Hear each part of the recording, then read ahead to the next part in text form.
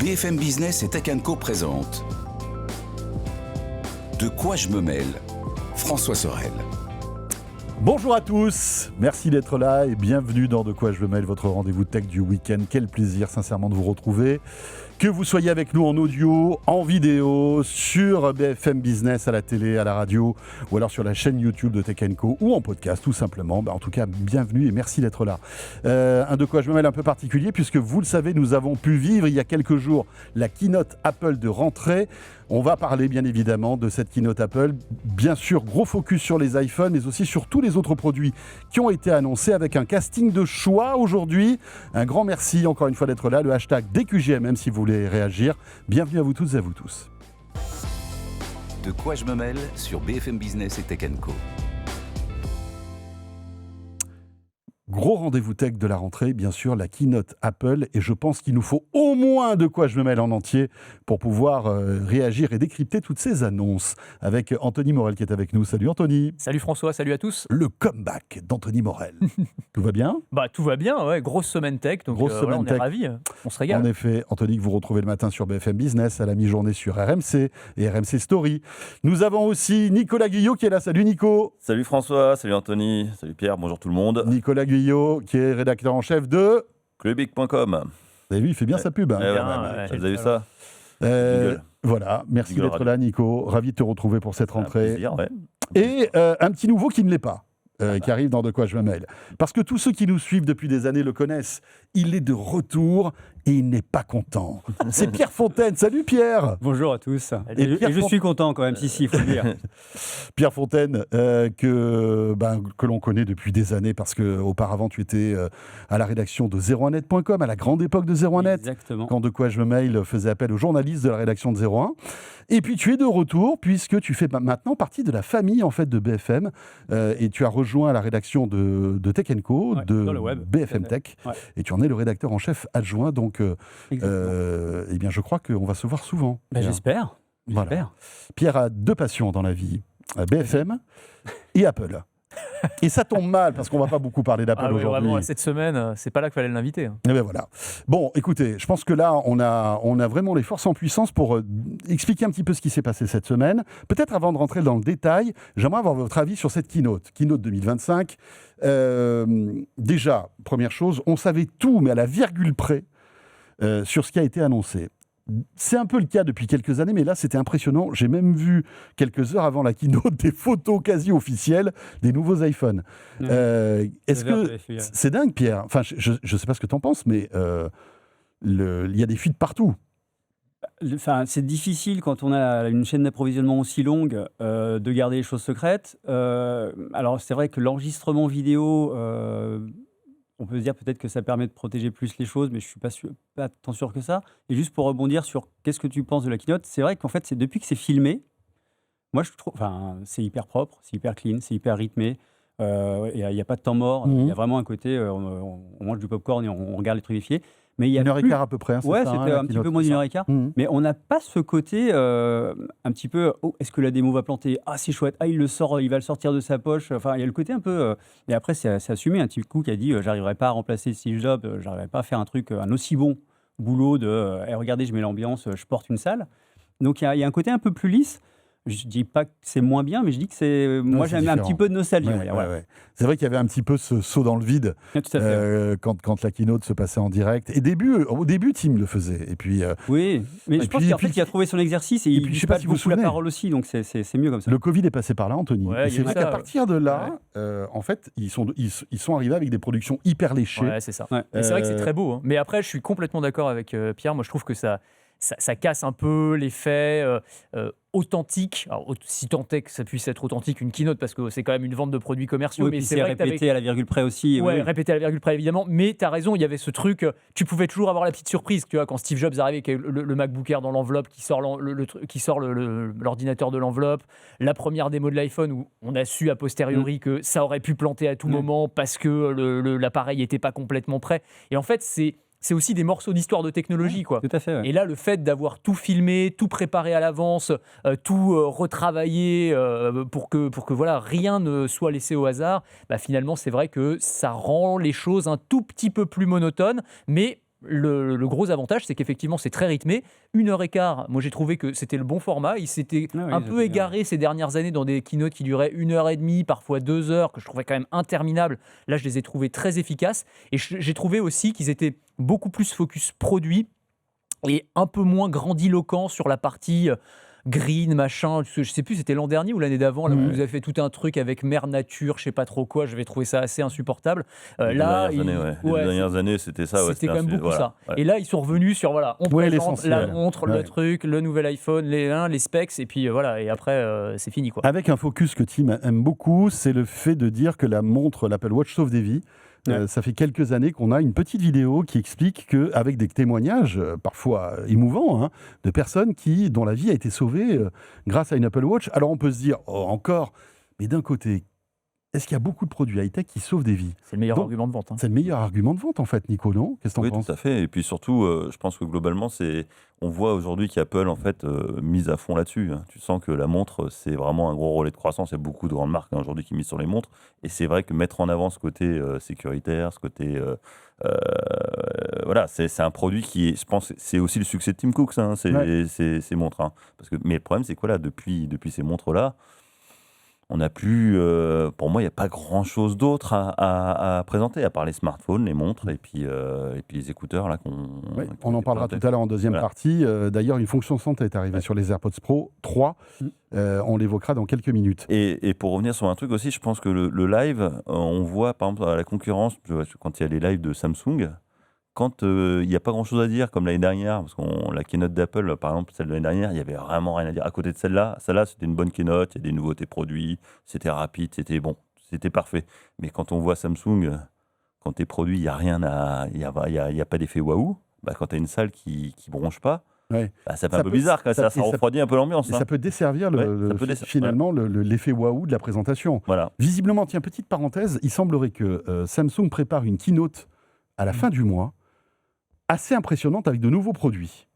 Voilà, un impact surprise avec paire de lunettes, masque mixte, masque de réalité mixte et peut-être même un fold qui se plie en 3. Donc il y aurait peut-être des trucs à raconter, mais on aura l'occasion d'en reparler si tout ça est confirmé.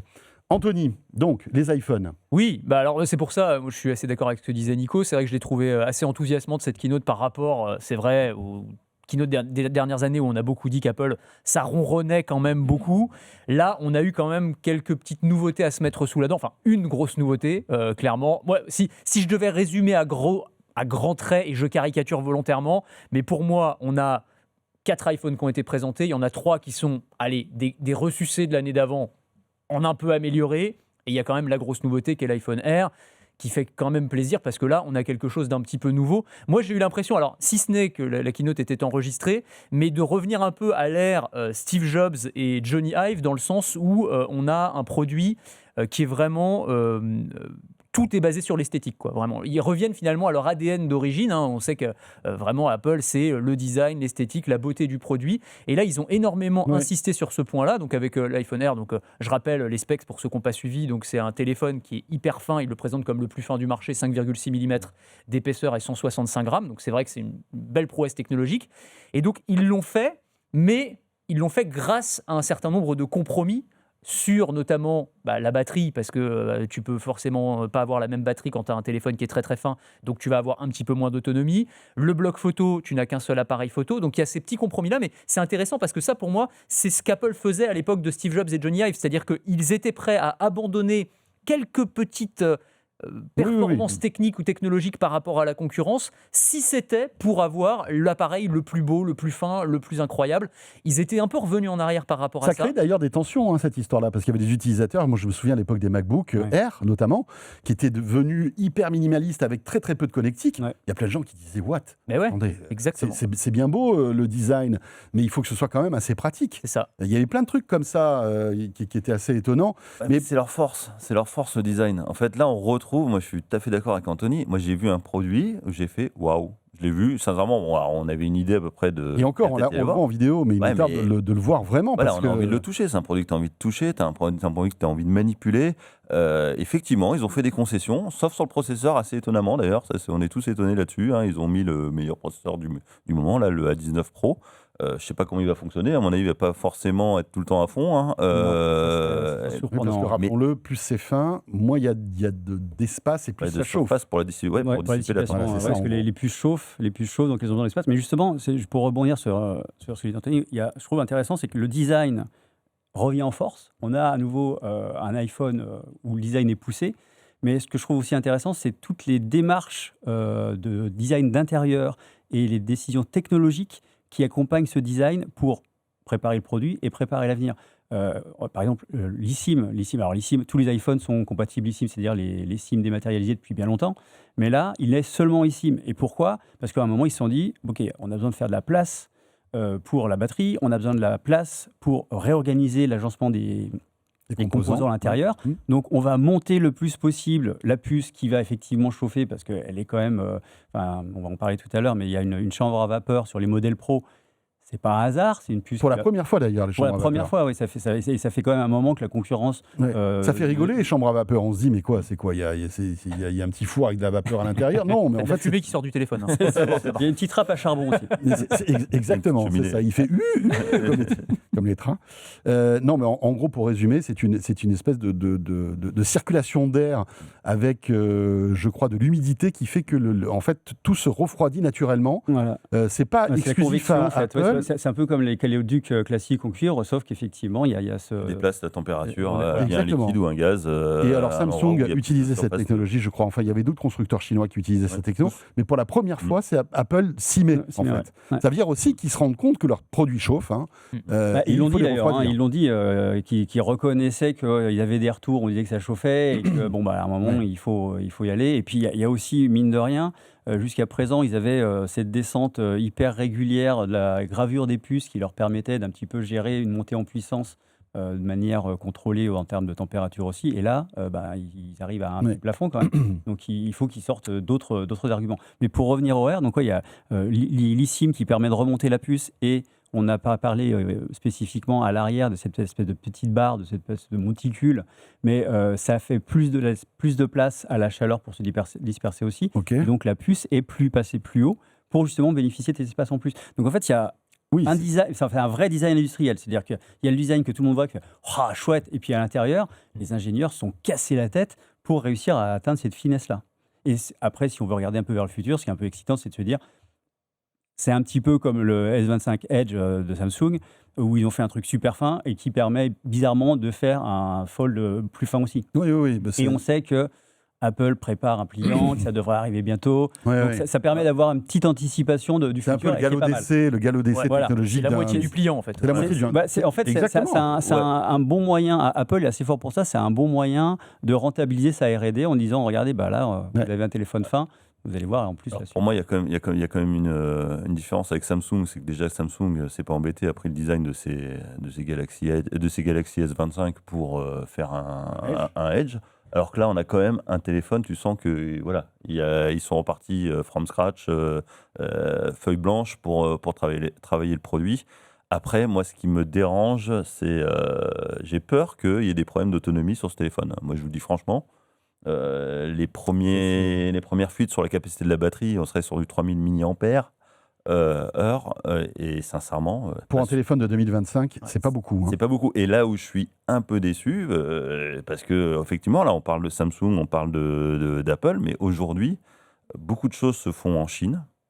Beaucoup de fabricants aujourd'hui innovent. Ça. Voilà, et ils ont des technos de batterie aujourd'hui, le silicium carbone notamment, qui est utilisé chez Honor, chez plein d'autres grands fabricants.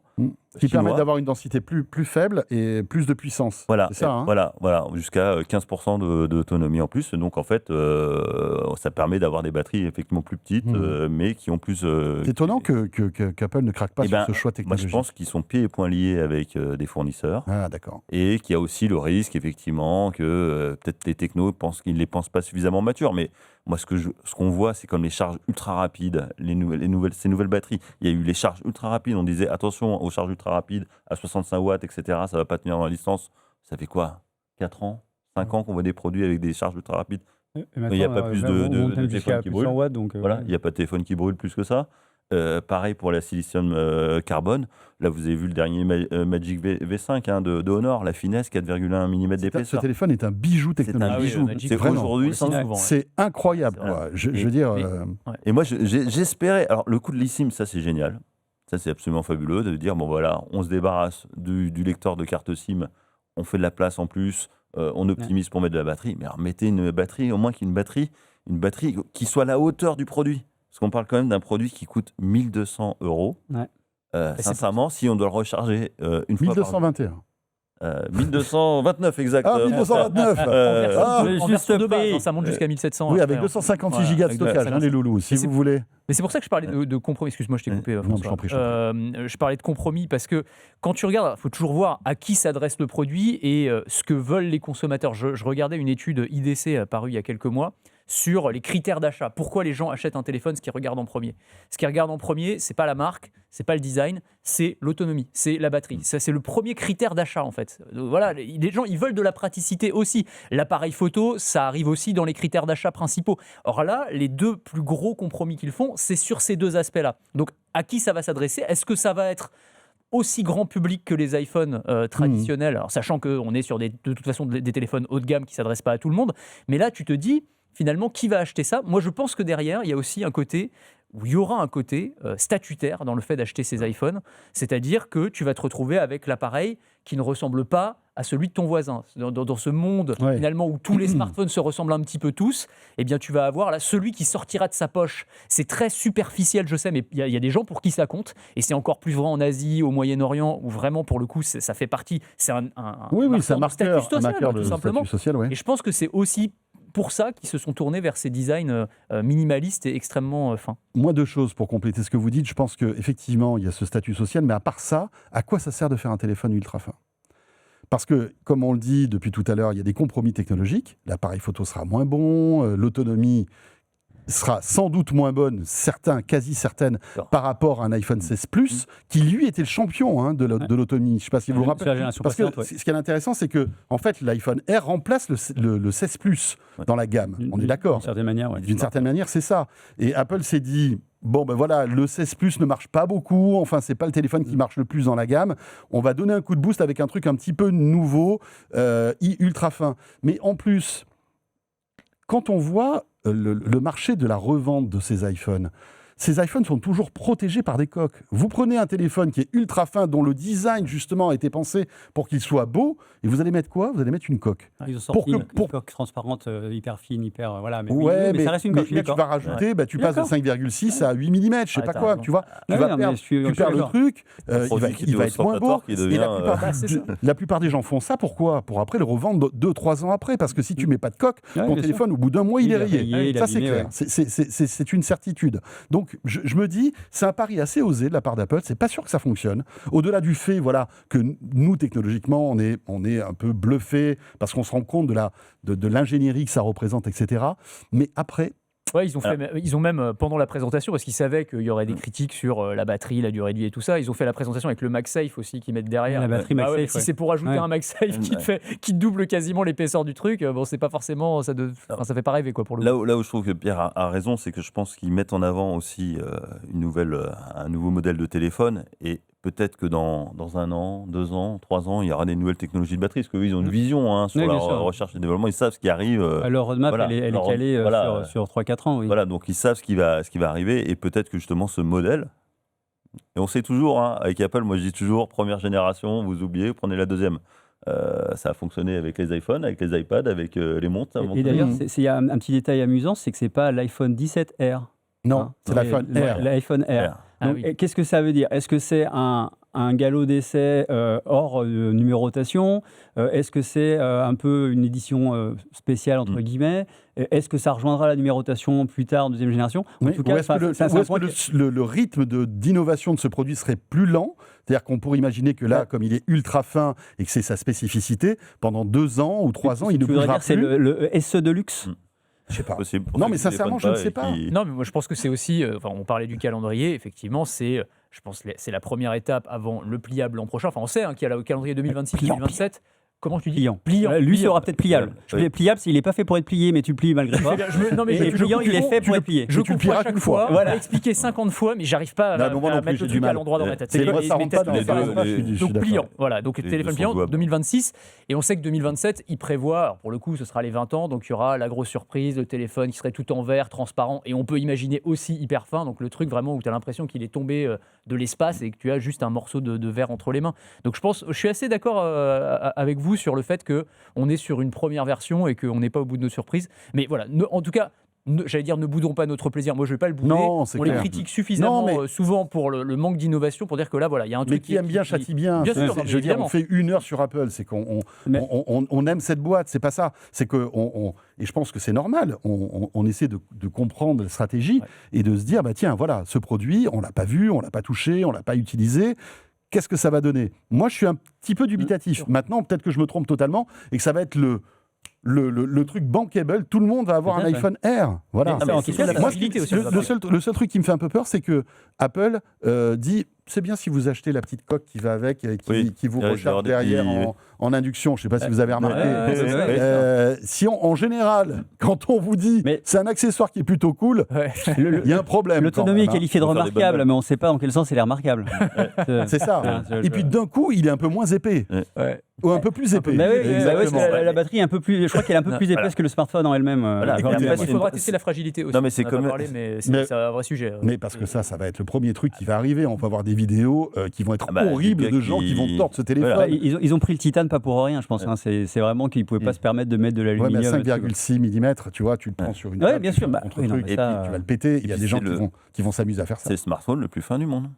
Oui. Voilà. Alors attends, parce que j'ai cru Oui, il y a comprendre, des- il y a une boîte qui s'appelle Tecmo. Ouais, mais enfin bon. Je ne sais pas si vous connaissez cette marque chinoise qui a fait un téléphone ultra fin. Mais qu'on ne connaît pas ici parce que Tecmo, ils vendent en Chine, etc., ou en Inde. Il n'est pas ils distribué ont- partout, voilà. Non, mais là, le Voilà. truc, là, t'as quand même. Mais je ne suis pas sûr qu'il soit plus fin que l'iPhone. Alors moi, on m'a repris de voler quand j'ai dit à l'antenne que c'était le plus fin du monde, et quelqu'un qui m'a envoyé une photo avec un téléphone qui faisait 5,2 mm, mais je le soupçonne, parce que je voyais pas le téléphone en entier, que c'était un pliant Oui. Ouais. déplié. Ah oui. Donc ça Bah, compte c'est- pas, les gars. Non, mais Par contre, le pliant, pour le le compte, pliant, quand il est le replié, pliant parce que déplié sinon- et le plus fin, c'est 4,1 mm Ouais. le panneau. Hein. C'est ça. Donc Mais voilà. c'est pas Mais les là, mêmes contraintes quand tu as un pliant déplié. voilà, ça n'a rien à voir. Mais c'est effectivement, non, mais c'est là, on a quand même un produit d'exception. Ouais. Voilà, faut le Non, dire. non, Après, non. quelles que soient C'est ses clair. qualités, ses défauts, parce qu'il en aura des défauts. Je pense qu'on va, quand tu vas avoir des benches, on va vite découvrir certaines choses, la fragilité aussi. Mais c'est un produit d'exception. On se plaint tout le temps, ça ronronne, c'est toujours les mêmes téléphones, etc. Là, il y a un nouveau. Moi, j'ai levé le nez quand je l'ai vu. J'ai dit waouh. Ouais, Voilà. non, c'est clair.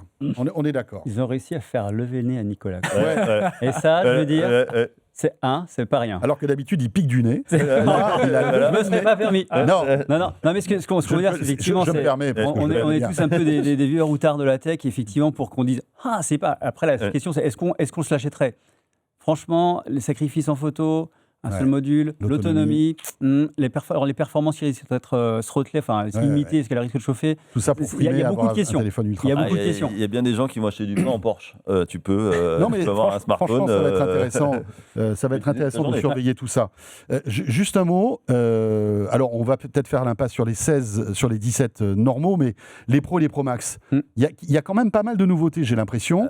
le 17, ils sont aussi très séduisants. Le 17 est pas le 17, inintéressant. ouais, hein. Le 17 est bien. Le 17 est bien parce que déjà, taille d'écran un peu plus grande, 0,5 cm de plus en diagonale, on passe à 6,3 pouces et surtout 120 Hz. Ouais, Ouais, le TrueMotion arrive Voilà, sur, voilà, sur 120 Hz. l'entrée de gamme. Ouais, on voilà. va dire. Enfin, ils ont trouvé le bouton pour appuyer pour le lancer.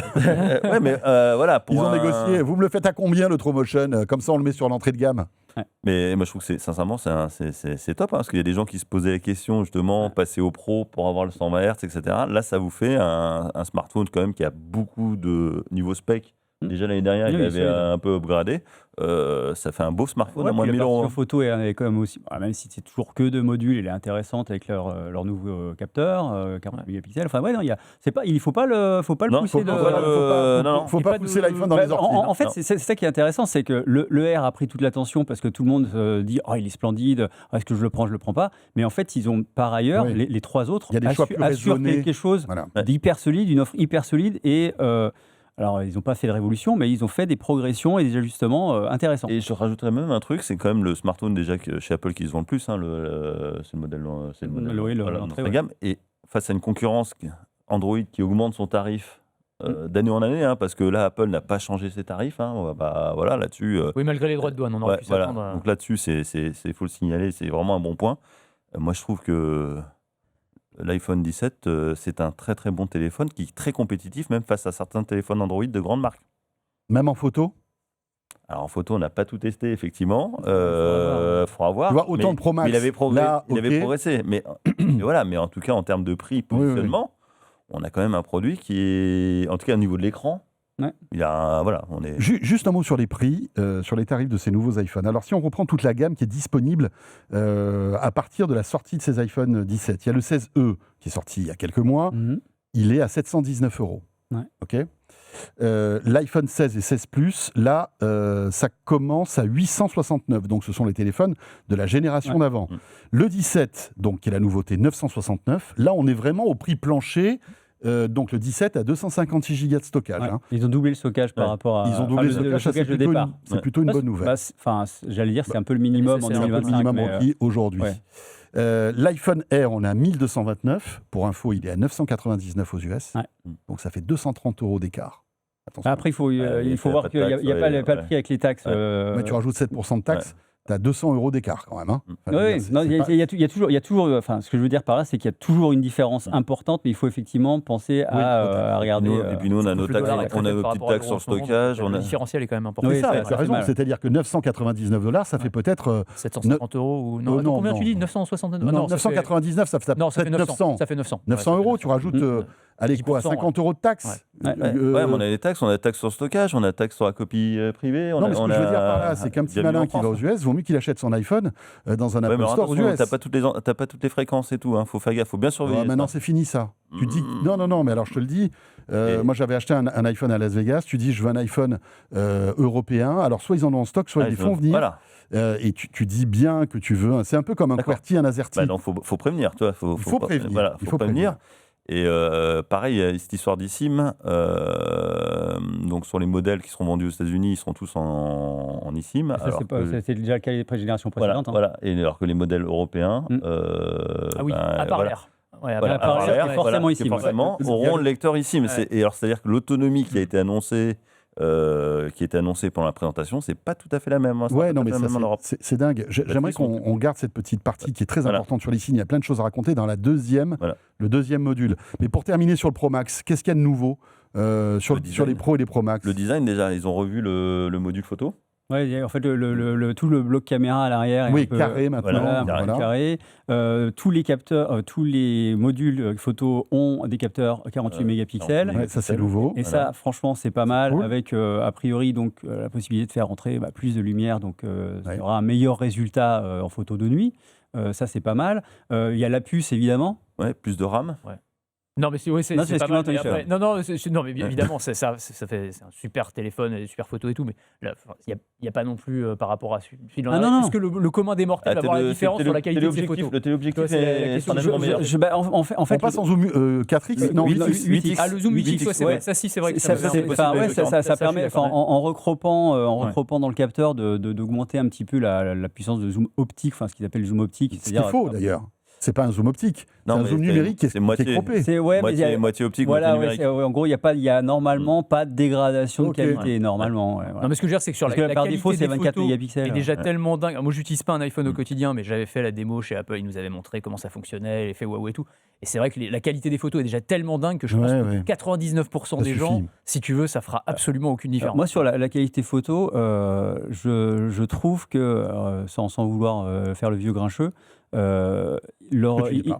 ils continuent, je trouve qu'ils ont un petit travers, c'est qu'ils mettent il y a toujours un peu cet effet aquarelle qu'on voit depuis des années. Leurs photos manquent de piqué, c'est pas très précis. Ils ont des tas de bonnes choses en photo. Ils déclenchent hyper vite, la mise au point hyper rapide. La concurrence Android est plus affûtée. Je trouve que certains acteurs chinois, Honor et même Xiaomi sur certains appareils font des photos. Pixel aussi. Le Pixel aussi, bien sûr, mais font des photos. Alors parfois, le traitement numérique est un petit peu trop outrancier, mais mine de rien, le piqué est meilleur. Et donc là, on verra. Je n'ai pas eu entre les mains, donc je ne sais pas. Chaque fabricant a sa signature aussi photo. Oui, bien sûr, chacun a ses petites astuces. Mais c'est vrai qu'à Apple, ils ont une offre photo qui est globalement très bonne, mais avec certains points où on aimerait bien qu'ils bossent un peu plus. Enfin, c'est moi je veux dire ça comme ça, parce qu'ils y passent des heures. Allez, Mais tu t'occupes de toi quoi, chez Apple. La Voilà. photo, bosse un peu plus, mon gars. non, Franchement, mais c'est- en ça fait, manque c'est- de c'est- pitié, c'est- là. c'est- Pour le coup, c'est un ressenti Non, mais d'utilisateur. t'as raison. C'est un ressenti d'utilisateur. Je trouve qu'ils auraient à améliorer ça et ils le savent et on leur dit régulièrement. Le paradoxe, c'est qu'ils sont excellents en vidéo. Oui. C'est-à-dire que les vidéos prises par l'iPhone sont hallucinantes. C'est d'ailleurs c'est une des nouveautés du Pro Max. Ouais, C'est ProRes. si tu aimes la photo et les vidéos, tu as maintenant jusqu'à 2 Teraoctets. Oui. Donc tu peux stocker Tu peux de la faire- vidéo. Tu peux faire un film si tu veux. Ah, bah, À alors, 2500 €. voilà, mais alors, C'est ça. Oh, c'est Ah le bah. prix d'un MacBook C'est le Pro. prix d'un C'est MacBook bon. Juste un Oui, petit mot. Anthony. Il y a 2 mots qu'on n'a pas prononcés depuis le début là. Qu'on prononce, je pense, dans toutes les émissions depuis le début. Enfin, depuis Oui, au je moins- sais. Vas-y. Intelligence artificielle. Ah ouais, quand même. Non, je veux dire. Ouais, mais la presse. Il n'y avait rien en même temps. Il y avait rien. Il y avait- Vraiment pas. Non, mais c'est intéressant parce que. on en vraiment- reviendra pour les écouteurs, mais Ouais, voilà. voilà, pour les écouteurs, on ouais. pourrait y revenir. Mais franchement, moi, Ouais. ça m'a frappé. C'est-à-dire que par Ouais. rapport à la présentation de l'an dernier, où c'était tout pour Apple Intelligence et on allait voir ce qu'on allait voir, là, ils se sont quand même fait très discrets. C'est en très, train très de se discrets. calmer. Là, moi, je reviens de l'IFA, pareil. Beaucoup moins Non, mais d'intelligence C'est artificielle. ce que je voulais Ça y vous est. dire.